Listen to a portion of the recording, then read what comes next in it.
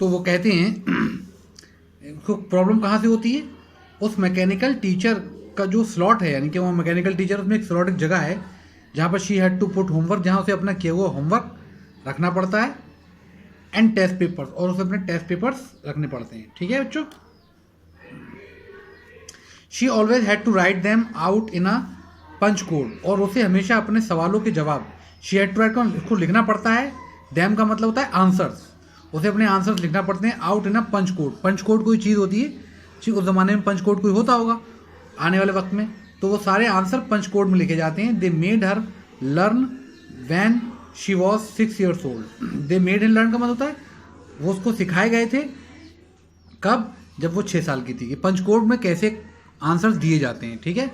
दे का मतलब होता है the teachers, mechanical teachers. Made her learn का मतलब उसको ये सिखाया था when she was 6 years old, जब वो 6 साल की थी, कि how to write your answers in a punch code, कि कैसे अपने आंसर्स को पंच कोड में लिखो। And the mechanical teacher calculated the marks in no time, और जो मैकेनिकल टीचर है वो बिना वक्त गवाए मार्क्स को कैलकुलेट कर देता है और फ़ौरन ही रिजल्ट दे देता है कि तुम्हारे इतने नंबर आए इस टेस्ट में। ठीक है बच्चों। द इंस्पेक्टर हैड स्माइल्ड, अब जो इंस्पेक्टर आया था संभालने के लिए मैकेनिकल टीचर को, मुस्कुराता है आफ्टर ही वॉज फिनिश्ड, जब उसने अपना काम कर लिया, एंड पैटेड मार्गीज हेड, और पैटेड का मतलब थपथपाता है वो मार्गी का सर पे हाथ रख के मार्गी को थपथपाता है। He said to her mother, वो उसकी माँ से कहता है, it is not the little girl's fault, कहता है ये जो गलती है ये मैकेनिकल टीचर की है, ये छोटी लड़की की गलती नहीं है, आपकी बेटी की गलती नहीं है। आपकी बेटी जैसे टेस्ट में बुरा कर रही थी तो ये गलती आपकी बेटी की नहीं है। मिसेस जॉन्स, आई थिंक, मुझे लगता है the geography sector was geared a little too quick, जो ज्योग्राफी सेक्टर है इस मैकेनिकल टीचर में वो थोड़ा तेज चल रहा है। मतलब इससे क्वेश्चन जो है मैकेनिकल टीचर इसकी एज से ज़्यादा वाले जो बच्चे होते हैं उनकी एज ग्रुप के बच्चों के सवाल पूछ रहा है, ये इसकी उम्र के सवाल नहीं है। तो कहते हैं कि आपकी बेटी की गलती नहीं थी। जो ज्योग्राफी सेक्टर है काय में, मैकेनिकल टीचर में, वो गियर्ड का मतलब वो तेज़ी से चल रहा है, लिटिल टू क्विक, तेज़ी चल रहा है, और उससे मार्गी से वो उसकी एज के से ज़्यादा बड़े सवाल पूछ रहा है जो उसकी एज ग्रुप के नहीं है। दो थिंग्स हैपन समटाइम्स, कभी कभी ये चीज़ें हो जाती हैं। I have showed it up to an average 10 year level. I have slotted का मतलब मैं स्लोट का मतलब हल्का कर देना, मैंने इस मैकेनिकल टीचर को हल्का कर दिया है to an average 10 years level पे ले जाकर, मतलब 10 साल की लेवल पे ले जाकर मैंने इस मैकेनिकल टीचर को थोड़ा स्लो कर दिया। अब ये मार्गी के उम्र के सवाल ही पूछेगा। Actually the overall pattern of her progress is quite satisfactory. हाँ, लेकिन जो आपकी बेटी की ओवरऑल प्रोग्रेस है, यानी कि आपकी बच्ची की जो ओवरऑल परफॉर्मेंस है वो काफ़ी सेटिस्फैक्ट्री का मतलब संतोषजनक है, सही है, अच्छी है। And he patted Margie's head again, और फिर से ये बात कहकर मार्गी का सर थपथपाता है। मार्गी वॉज डिसअपॉइंटेड, ये देखकर मार्गी बहुत निराश होती है। शी हैड बीन होपिंग, वो तो ये उम्मीद कर रही थी they would take the teacher away all together, कि वो टीचर को अपने साथ ले जाएगा, इसमें कोई बड़ा फॉल्ट होगा और उसे कई दिन तक पढ़ना नहीं पड़ेगा। They had once taken Tommy's teacher, क्योंकि एक बार टॉमी जो उसका दोस्त है उसके टीचर को मैकेनिकल टीचर को रिपेयर करने वाला ले गया था। Teacher away for 20 nearly a month का मतलब लगभग 1 महीने के बाद, यानी कि 1 महीने तक टॉमी का टीचर मैकेनिकल टीचर वापस नहीं आया था ठीक होके।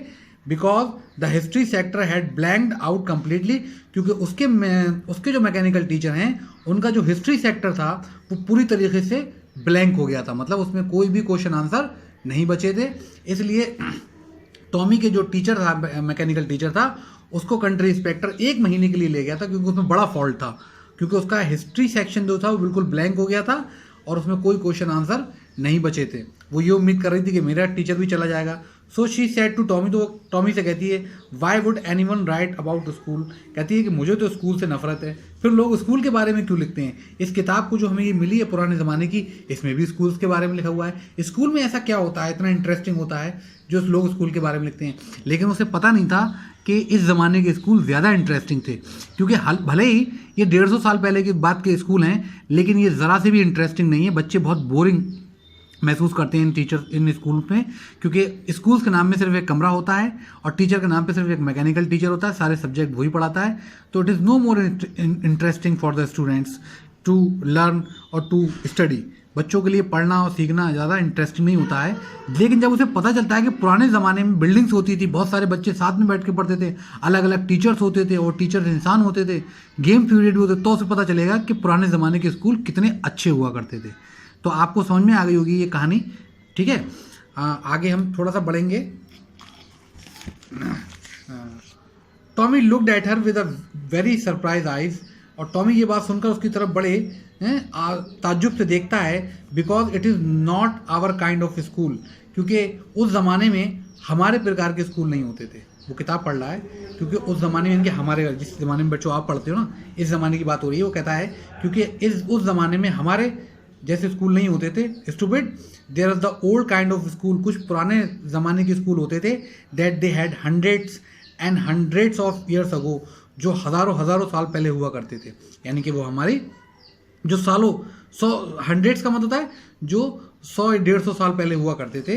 ही एडेड, वो ये कहता है आगे, लॉफ्टली प्रोनाउंसिंग द वर्ड, और बहुत ज़ोर से उस लफ्ज़ को वो प्रोनाउंस करता है। क्या कहता है वर्ड? केयरफुली, बहुत केयरफुली, बहुत सावधानी से। सेंचुरीज अगो, कई सौ साल पहले, ठीक है, कई सौ साल पहले ये स्कूल होते थे। ये हमारी तरह नहीं होते थे, इस वजह से स्कूल बड़े इंटरेस्टिंग होते थे। इस वजह से उन स्कूलों का जिक्र उनकी बुक्स में भी मिल जाता है। मार्गी वॉज हर्ट, ये सुनकर मार्गी को दुख होता है। Well I don't know what kind of schools they had all that time ago, कहती है मुझे नहीं पता कि किस तरह के स्कूल उस ज़माने में हुआ करते थे। शी रेड द बुक, वो किताब पढ़ती है। ओवर हिज शोल्डर, शोल्डर का मतलब होता है पीछे से आके, यानी कंधे पे से। वो पढ़ रहा है, टॉमी पढ़ रहा है, तो वो पीछे से उसके कंधे पर झुक कर उस किताब को पढ़ने लगती है। फॉर अ वाइल का मतलब थोड़ी देर के लिए। देन सेड, फिर कहती है anyway they had a teacher, हाँ उनके टीचर्स भी होते थे। श्योर, हाँ उनके टीचर्स भी होते थे। टॉमी कहता है दे हैड अ टीचर, उनका टीचर भी होते थे, but it was not a regular teacher, ये रेगुलर टीचर नहीं होते थे।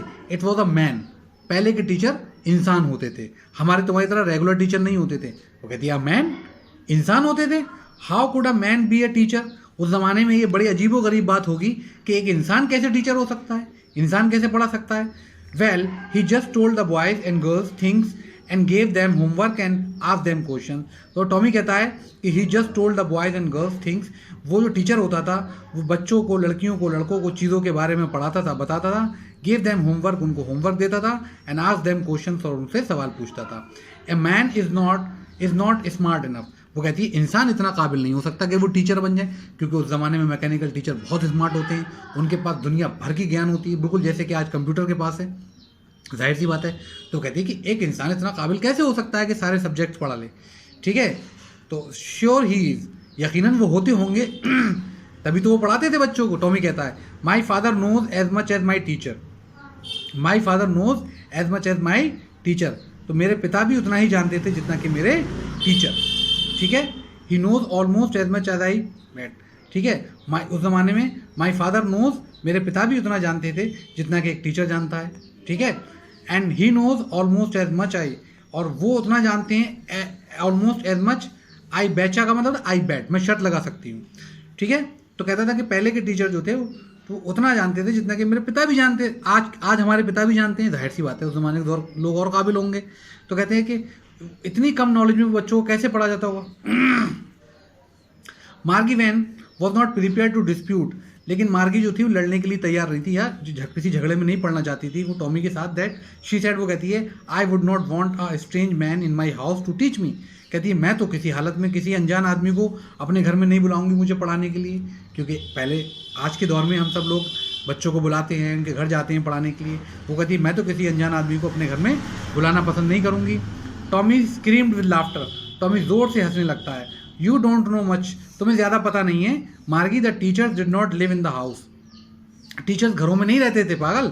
दे हैड अ स्पेशल बिल्डिंग, अब देखिए अब स्कूल का जिक्र करता है वो कहता है बेवकूफ़, टीचर घरों में पढ़ाने नहीं आते थे, ना घरों में नहीं रहते थे, ठीक है, बल्कि they had a special building, वो एक अलग से बिल्डिंग बनाते थे।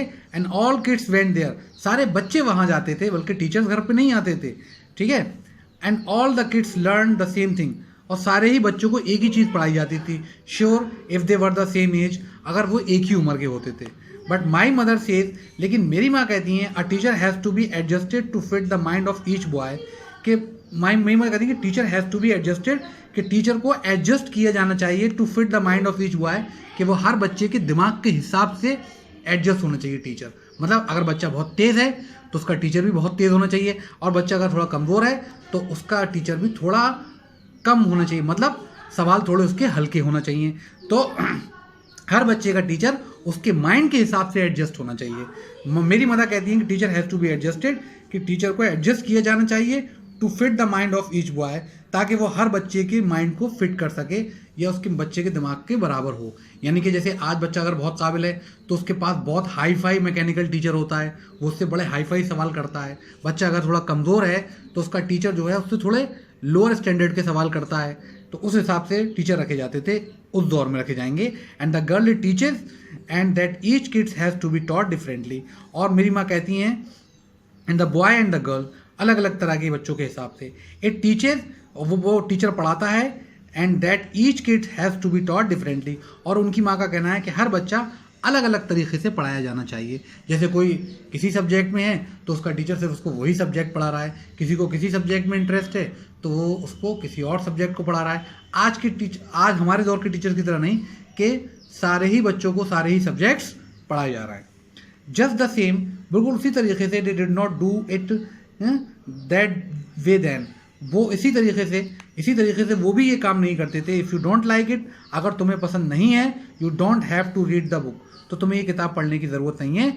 आई डिड नॉट से आई डिडंट लाइक इट, तो मार्गी कहती है नहीं, मैंने ये नहीं कहा कि मुझे किताब पसंद नहीं है। मार्गी सेड क्विकली, मार्गी फौरन कहती है she wanted to read about those funny schools. अब उसको थोड़ा इंटरेस्ट पैदा हो जाता है और वो उन फनी स्कूल्स के बारे में, यानी कि हमारे आज के दौर के स्कूल के बारे में पढ़ना चाहती है। They were not even half finished, उन्होंने वो किताब आधी भी नहीं पढ़ी थी। व्हेन मार्गीज मदर कॉल्ड, तो मार्गी की माँ उसको आवाज़ दे लेती है, मार्गी स्कूल हो गया। मार्गी लुक्ड अप, मार्गी ऊपर देखती है, नॉट येट, अभी नहीं हुआ है मामा, ठीक है। Now said Mrs Jones, Mrs Jones कहती है it is a probably time for Tommy to, और टॉमी के भी जाने का टाइम हो गया, टॉमी के भी स्कूल का टाइम हो गया। Margie said to Tommy, Margie Tommy से कहती है can I read the book some more with you after the school, क्या मैं ये किताब तुम्हारे साथ पढ़ सकती हूँ स्कूल के बाद? वो कहता है मे बी, हाँ पढ़ सकती हूँ शायद। ही सेड नॉन चेंटलेंटली का मतलब होता है without giving any high expression. He walked away whistling, और वो ये बड़ा मतलब विसल करता हुआ और बड़ा नखरों के साथ कहते मुझे बहुत अच्छी किताब मिल गई है, और वो बड़ा प्राउडली मतलब उस किताब को लेकर सीटी बजाता हुआ चला जाता है, ठीक है। द डस्टी ओल्ड बुक, वो किताब कैसी है? पुरानी धूल भरी किताब है।